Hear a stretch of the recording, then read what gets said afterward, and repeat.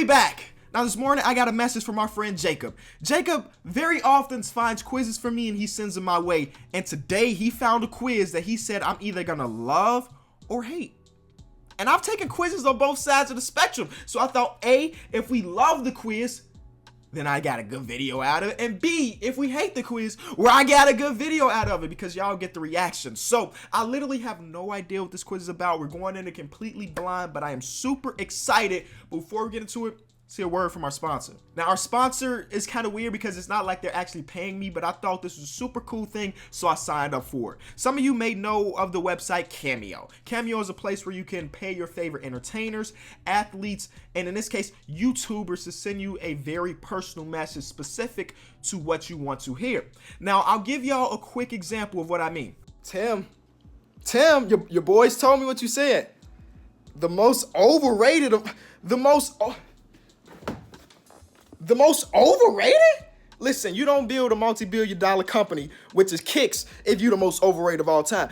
Everybody don't consider you the GOAT if you're the most overrated of all time. Tim, your friends told me, and I'm disappointed. Now, I thought this was super cool because I've been asked to do stuff like this in the past, and to be honest with you, I've struggled with getting it done on time, and Cameo is a way for me to keep it all in one place and send you your personalized message. So only thing you have to do is go to my page, tell me what you want, or ask me some questions you want to see me answer, and boom, I'll send it over to you within a couple days. Shout out to Cameo for allowing me to come on their site as talent.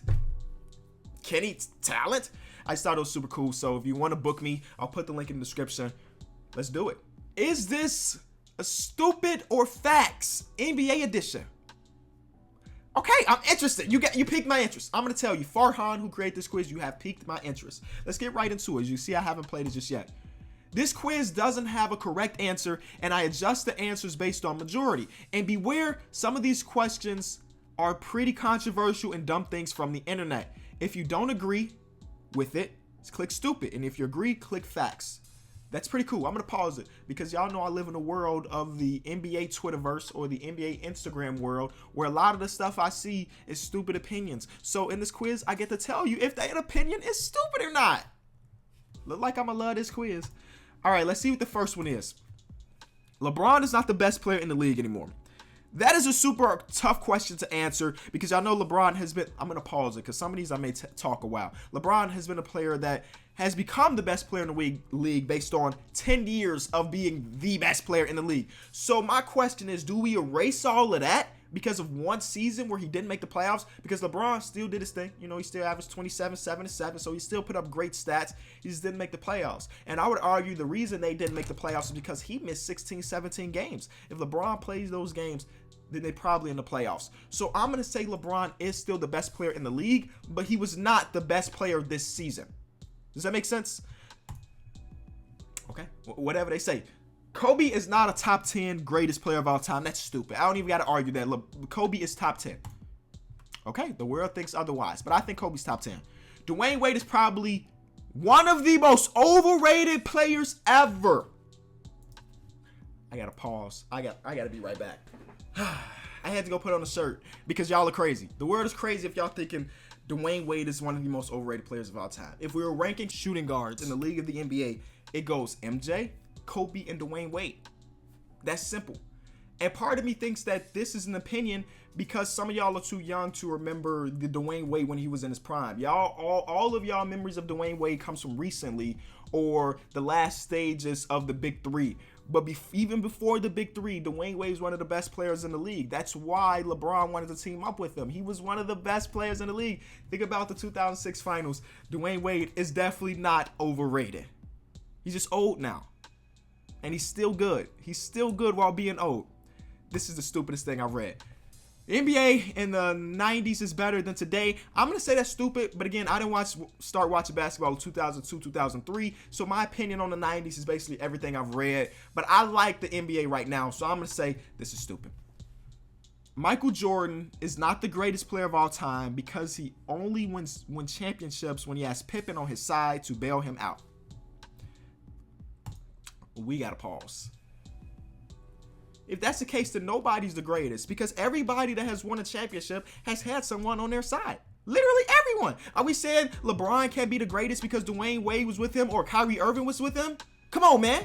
To win a championship in the NBA, most of the time you need another all-star. I know we've had times like the Detroit Pistons or the Mavericks where they had one all-star or no all-stars, but most of the time you need another all-star along your side. Does that mean your championships are worth less?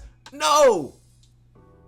It's not. How are we gonna fault MJ because the Bulls made a good trade to pick up Scottie? No. And those teams that MJ had before Scottie came were not good teams. It's okay to have somebody else good that's on your team. Think about this. Devin Booker is a great NBA player. He ain't got nobody on his team, so they can't win 20 games. You need other players on your team to be successful. It's stupid. That's stupid. This is stupid. That's stupid. When I say stupid, it's that one. Okay. The Golden State Warriors 2017 will beat the 96 Bulls. I literally don't know. I'm going to say stupid, but again, I don't know. Actually, I'm going to skip the question because I literally don't know. I hate hypothetical questions like that. Two different time eras. Ball was played differently. I don't know. It depends. Who rules are we playing with? A lot of things go into that question. Russell Westbrook only stats pass and doesn't care if his team wins or lose. How many pauses every time I pause the videos when I see something crazy? That is crazy. Sure, you can say he stat pass regardless, whatever. But you can't say Russell Westbrook don't care if he wins or loses. He definitely cares if he wins or loses. You can see after interviews on a loss, whether it be early in the season, late in the season, you can literally see it in his face. You can hear it in his answers with the reporters that he really cares when they lose. So sure, you can say he stat pads, but you cannot deny the fact that boy cares. That's stupid. Tony Parker and Manu are system players, and without Popovich, they're just another role players. That's stupid. If you can hoop, you can hoop. Draymond doesn't deserve to be inducted to the Hall of Fame. That's stupid. Sure, his numbers may not look incredible, averaging like 10 points per game, but his impact goes greater. I mean, that's all I can say. Defensive Player of the Year. He deserves to be an all-star or a Hall of Famer. Multiple championships. A lot of those teams are built foundationally on his back defensively. If there's no three-point line in the NBA, Stephen Curry would be just another role player. Now this quiz is starting to make me mad. That's also stupid. Because Stephen Curry can score in other places on the court. You know that, right? You know that, right? That he can score other places. He's got pretty good vision. That's pretty stupid. How to evaluate the GOAT is by rings and championships and not stats. It's a combination of both. Can you win and can you put up good stats while winning? At least in my mind, that's how I look at the GOAT. That's why Jordan and LeBron are close to each other in my eyes, because they both won multiple championships and they both put up crazy stats while doing that. They're dominant players. It's stats, it's championships, and it's league impact. LeBron is the most impactful player we've had in recent years, and before it was LeBron, it was MJ. Everybody wanted to be like MJ. And a lot of people growing up right now want to be like LeBron. And then a lot of people are going to want to be like Steph Curry. But you get what I'm saying with this. I'm going to skip this one because it's a combination of both. So I don't know. Do we say facts or stupid? It don't matter. If Derrick Rose doesn't get injured, he would dominate the league and win multiple championships. I don't know. I would hope so as a Bulls fan, but it's too hard to tell. It's impossible to tell. I hate living in hypothetical situations. He got injured. It happened, and I'm glad to see that he's back to playing good. So I'm going to say, let's say facts, but I really don't know. I'm going to say facts because I hope he would have done that as a fan. But I don't know. He would have had to go through LeBron every season. And again, the Bulls always struggle to go through LeBron. Iggy shouldn't have won the 2015 NBA Finals MVP because LeBron dominated the finals. I would say LeBron dominated the finals, but he still played well. I would have gave the Finals MVP to Stephen Curry, but that's just me. So I'm going to say this is facts. Zion Williamson will be the biggest bust in NBA history. Do y'all know what that means? Somebody in this world believes that Zion Williamson will end up like Anthony Bennett in the G League, out the league in 3 years. I think that is close to 0%. I would say that is 0%. Unless he has a career-ending injury. We knocking on wood because we don't want that to happen. There's no way he's going to become the biggest bust in the history of the NBA. There's no way. That's stupid. That's stupid. Even if he comes in and he's not a superstar like people expect, if he becomes a good role player, that's better than Anthony Bennett has ever done. Ever. And that's no shot to Anthony Bennett. It's just a fact. Bill Russell, 11 rings is probably the most overrated achievement of all time. That's stupid to me. Winning championships are hard. Indiana Pacers from 2012 to 2015, probably the most underachieved team in NBA history. No, I don't think so, because those teams were good, but they weren't amazing. Like, they had Roy Hibbert, who was a defensive monster, a young Paul George, who was basically starting to show himself, but he wasn't the Paul George we see today. The team I'm thinking about as being the most underachieved team is that Lakers team that had Steve Nash, Kobe, Dwight Howard. They had all those guys that were on cover of magazines like this. Like, who's going to beat us? And everybody beat them. Or that Brooklyn Nets team that had KG, Paul Pierce, that had Joe Johnson, Darren Williams. Like, those teams make the playoffs, but they were on covers like this. Who gonna beat us? And they never won a championship. So I don't think that's the most underachieving team. Kevin Durant is not a snake. That is a fact. He did something that me and you both could do or would want to do, have freedom. If I don't like my job as a YouTuber, I should be able to leave my job and go somewhere else, right?